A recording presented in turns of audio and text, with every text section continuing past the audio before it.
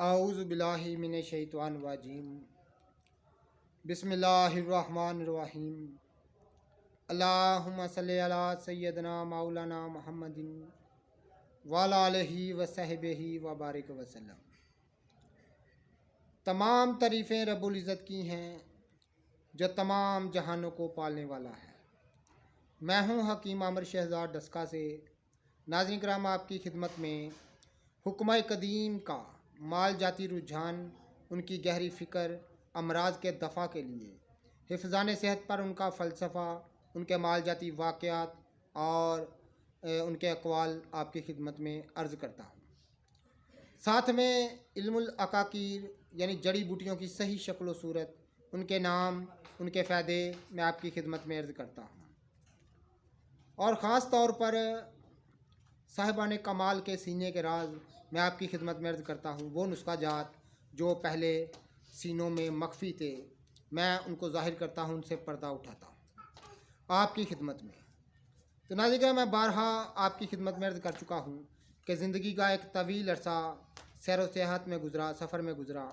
बहुत सारी चीज़ें देखने में मिली जो कि बहुत सारे राज़ों से पर्दा उठा, जो कि साहिब कमाल के सीने के राज थे, जो बिल्कुल मख्फी थे।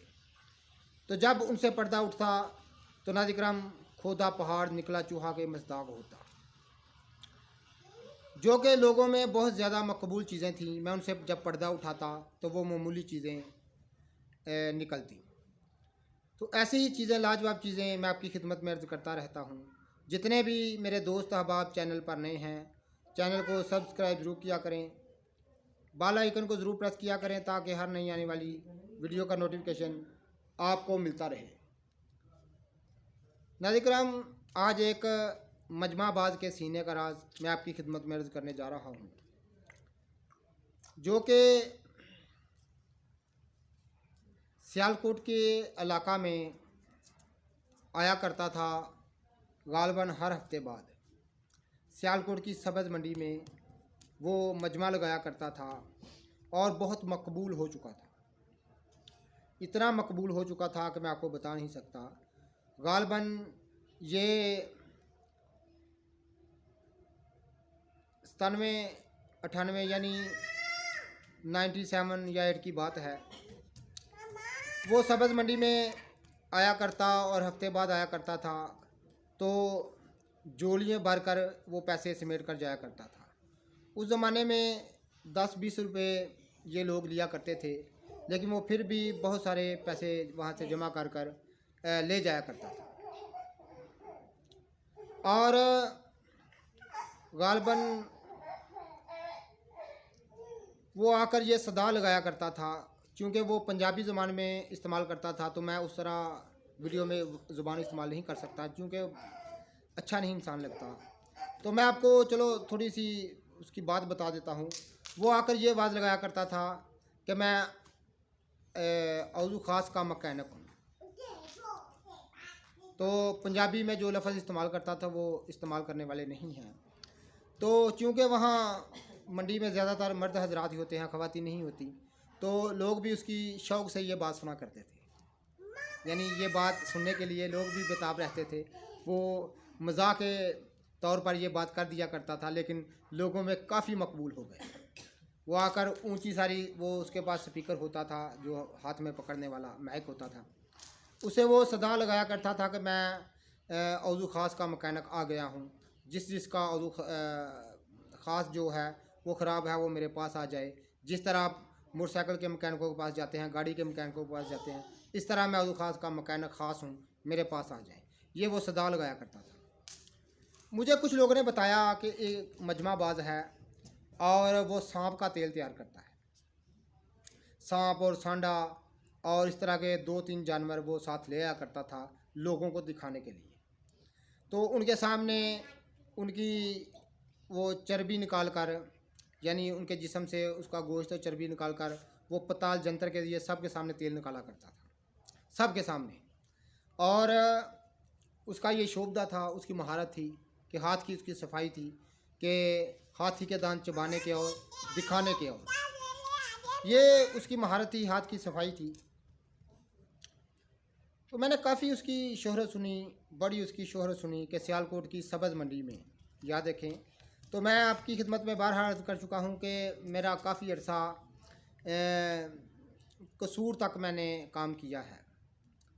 मैं कसूर के इलाके तक मैं काम किया है, उधर उकाड़ा तक मैं गया हूँ, इधर मैं शकरगढ़ ज़ीरो लाइन पर तक, इधर रावलपिंडी तक मेरा सफ़र रहा। आप खुद अंदाज़ा करें कि कितने लोग मिलते होंगे, कितना सफ़र होगा। तो मुझे उधर लोगों ने बताना करना कि यार इधर एक मजमाबाज आता है, एक तेल तैयार करता है औज़ू मखसूस की ख़राबियों के लिए। इस कदर कारआमद है कि लोग उसे लाइन में लगकर, कतार में लगकर उससे तेल ख़रीदते हैं। यानी उसको बारी नहीं आती थी, वो शीशियाँ जो हैं वो भरकर घर से लाता था और 10-20 रुपए के ज़माने में वो दिया करता था। लेकिन बड़े उस ज़माने में बड़े पैसे थे तो काफ़ी वो रकम इकट्ठी करके ले जाया करता था। तो मुझे काफ़ी दफ़ा लोगों ने बताया, दोस्तों ने बताया, क्योंकि सियालकोट हमारे पास है बिल्कुल। तो सियालकोट के इलाका में, सियालकोट की सब्ज़ मंडी में वो आया करता था। गालबन वो जेहलम के इलाके का गालबन था या गुजरात के इलाके का था। तो हफ्ता बाद वो आया करता था, यानी हफ्ते के किसी दिन वो उसका दिन मुकर्रर था, लोगों को पता होता था।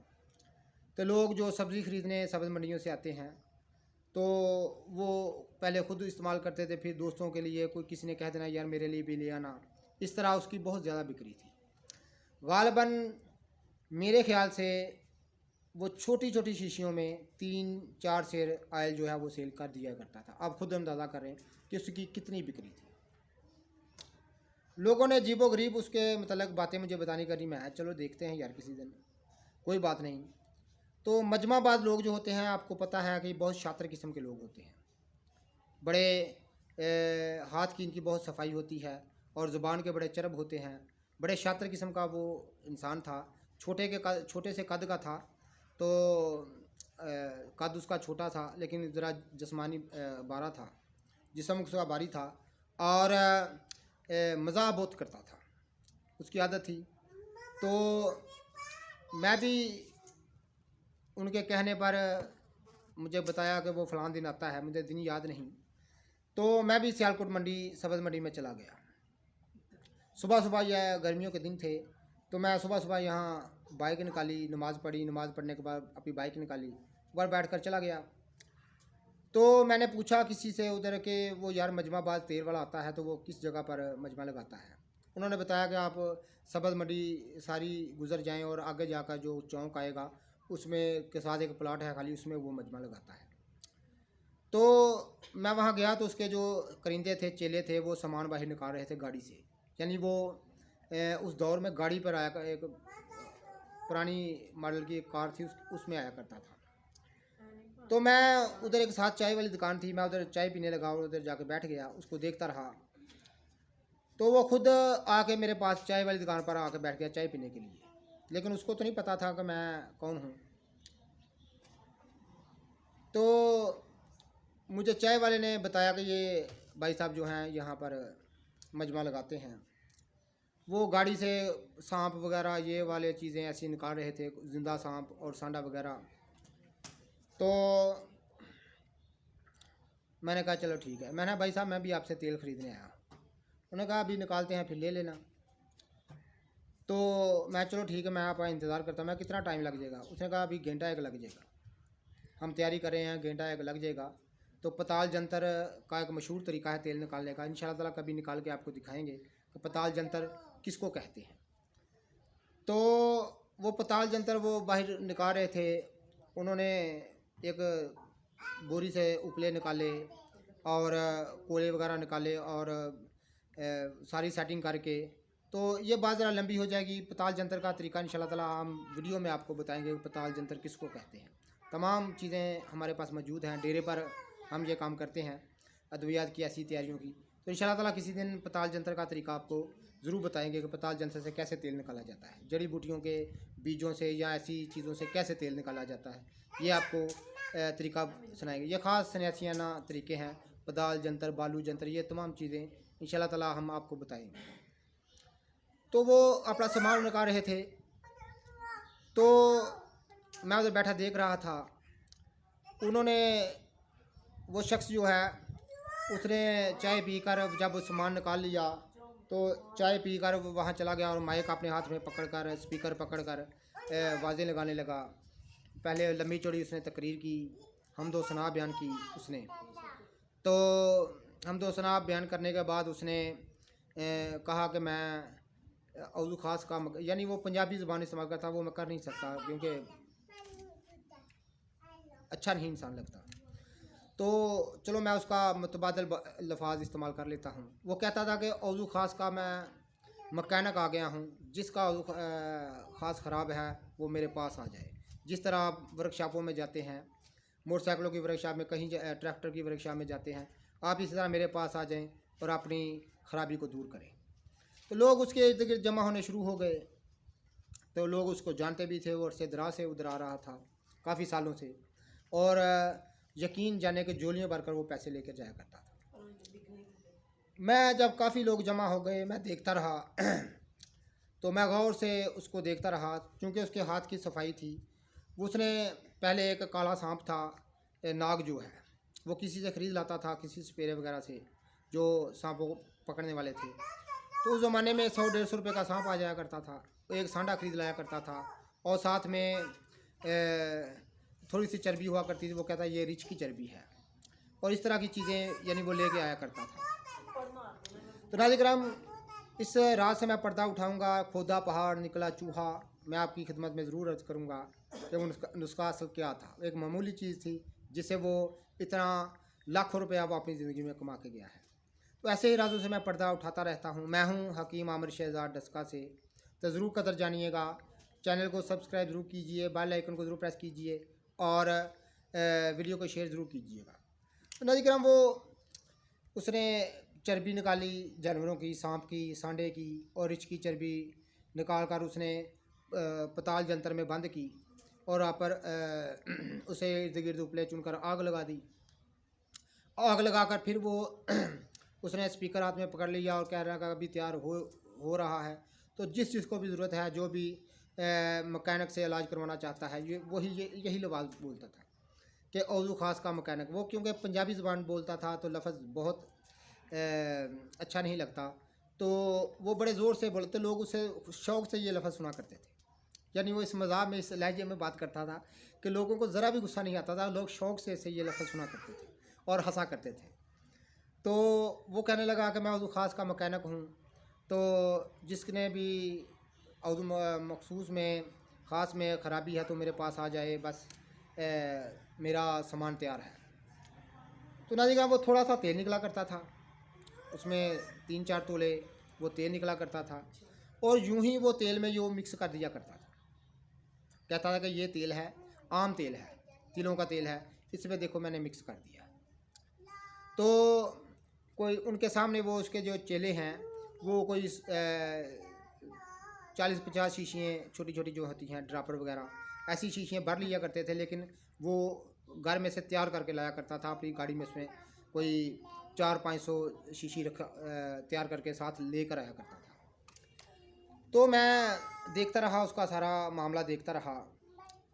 तो उसने जो 3-4 तोले तेल निकाला था, वो गालबन उसने 2-3 किलो तेल में उसको शामिल कर लिया। मैं ये क्या करेगा, चलो मैं मामले को देखता रहा। मैंने उसे एक शीशी ख़रीदी, मैंने भी एक शीशी ख़रीदी उससे, और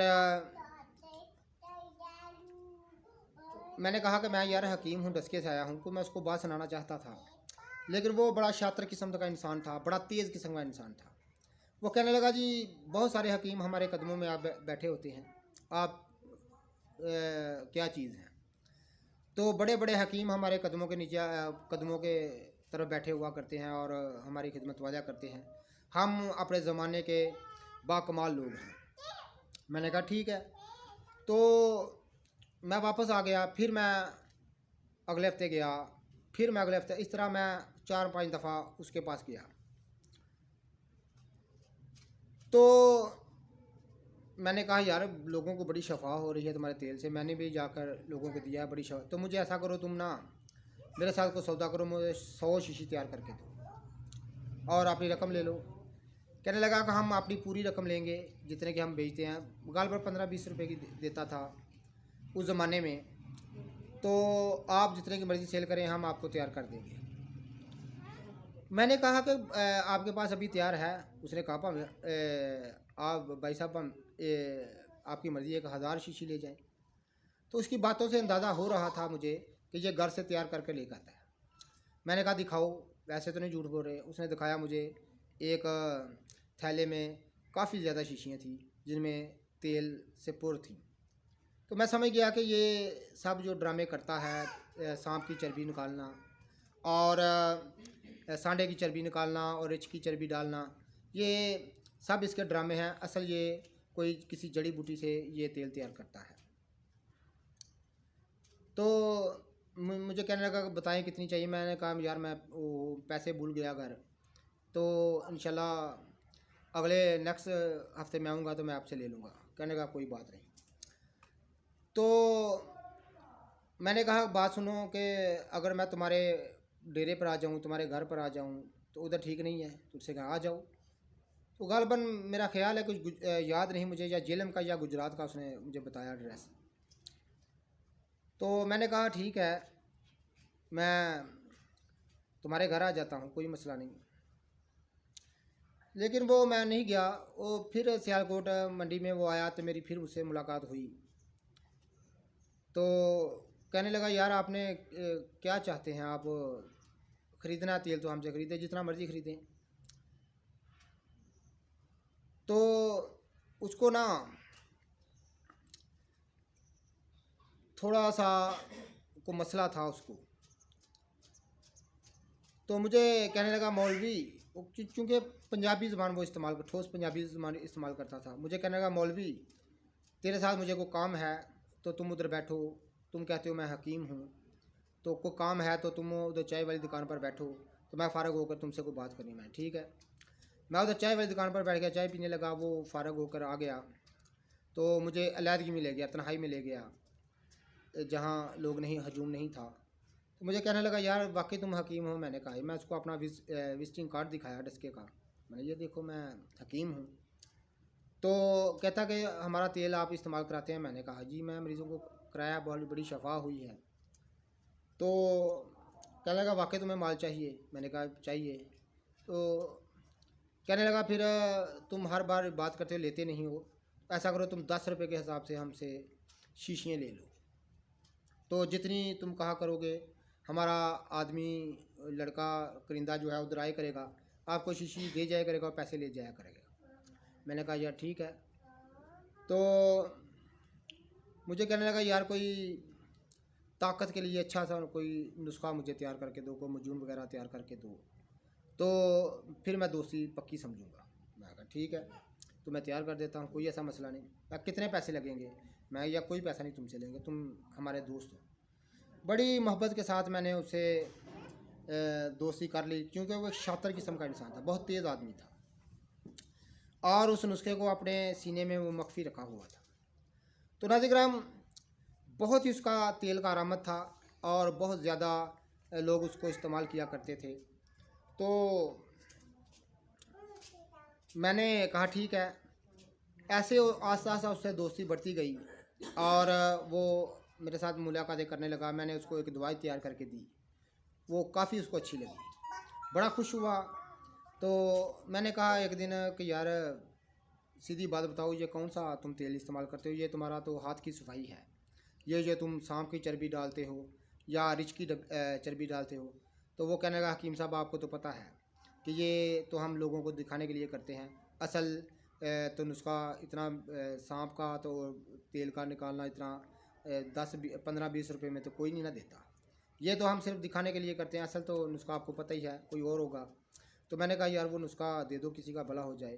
तो कहने लगा यार नुस्खे का कोई बात, तुम आदमी अच्छे हो तो मेरे साथ प्यार भी करते हो, चलो तुमने दवाई भी दी, लेकिन मेरी रोटी रोज़ी का मसला है।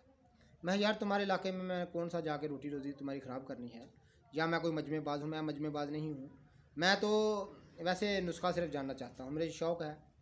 तो फिर जाकर उसने राज उगला। कहने लगा कि तिलों का तेल एक सेर। नाज़िर ये मख्फी राज मैं आपकी खिदमत में अर्ज़ करने लगा हूँ। और थोड़ी सी रुदात भी मैंने मजमाबाद की आपको सुनाई है। और ऐसे ही राजों से मैं पर्दा उठाता हूँ जो मख्फी हैं। तो नाज़रीन किराम ज़रा कदर जानिएगा। वो कहने लगा कि एक सेर तिलों का तेल यानी मीठा तेल जो है, और 5 तोला मीठा तेलिया, एक जहर होता है, एक बूटी की जड़ है, 5 तोले मीठा तेलिया और 5 तोला कुचला, और एक जो है वो सेर जो है मेथरे। नुस्खा याद रखिएगा, एक सेर मेथरे के बीज जो आम बाज़ारों से दवा फरोशों से या बीज वाली दुकानों से मेथरे का बीज मिलते हैं, 1 तोला मेथरे के बीज और 1 किलो, और 5 तोला जो है वो मीठा तेलिया और 5 तोला कुचला। तो नाज़रीन किराम वो करता क्या था कि 2 किलो पानी में मेथरों को भिगो दिया करता था। 2 किलो यानी ज़्यादा पानी में मेथरों को भिगो दिया करता था, और वो जो पानी है जिसमें मेथरे भिगोए जाते थे वो मेथरे निकाल कर फेंक दिया करता था। वो पानी उस तेल में डाल दिया करता था, उस तेल में डाल दिया करता था और धीमी आग पर रख दिया करता था। तो उसमें छोटा छोटा पीस किए हुए मीठा तेलिया और कुचला जो है वो छोड़ दिया करता था। तो और साथ में गालबन 5 तोले लौंग जो हैं वो करणफल जो हैं वो भी डाल दिया करता था। ये नुस्खा था। 5 तोले करणफल, 5 तोले मीठा तेलिया और 5 तोले कुचला, और 1 सेर मेथरे का पानी वो तेल में पहले डाल दिया करता। उसको धीमी आग पर पकाया करता था। और चूँकि जब मेथरे का पानी डाला जाता है तो तेल को जोश आता है, तो उसके पास बड़ी महारत के साथ चम्मच के साथ उसको हिलाते रहना चाहिए। तो जब मुकम्मल पानी जल जाए, वो चीज़ें जो डाली हैं लौंग वगैरह वो तमाम स्याह हो जाएं, तो बिल्कुल तेल तैयार है। उसको वो शीशियों में भर लिया करता था, और इस कदर कारआमद है कि आपको बता नहीं सकता। और मखसूस की ख़राबियों को दूर करने के लिए एक लाजवाब चीज़ है, ज़रूर फ़ायदा उठाइएगा। तो ये मख्फी राज हैं जो लोगों के साहिब कमाल के, जो मैं आपकी खिदमत में अर्ज़ करता रहता हूँ। नाज़रीन किराम, मैं हूँ हकीम आमिर शहज़ाद डस्का से। बहुत सारे ऐसे मख्फी राज हैं जिनसे मैं पर्दा उठाऊँगा और सहल तरीन नुस्खा जात जो है आपकी खिदमत में अर्ज़ करूँगा। तो नाज़रीन किराम, वीडियो को शेयर ज़रूर कीजिए, लाइक कीजिए और कमेंट करके हमारी रहनुमाई ज़रूर फरमाइएगा। अल्लाह हाफ़िज़।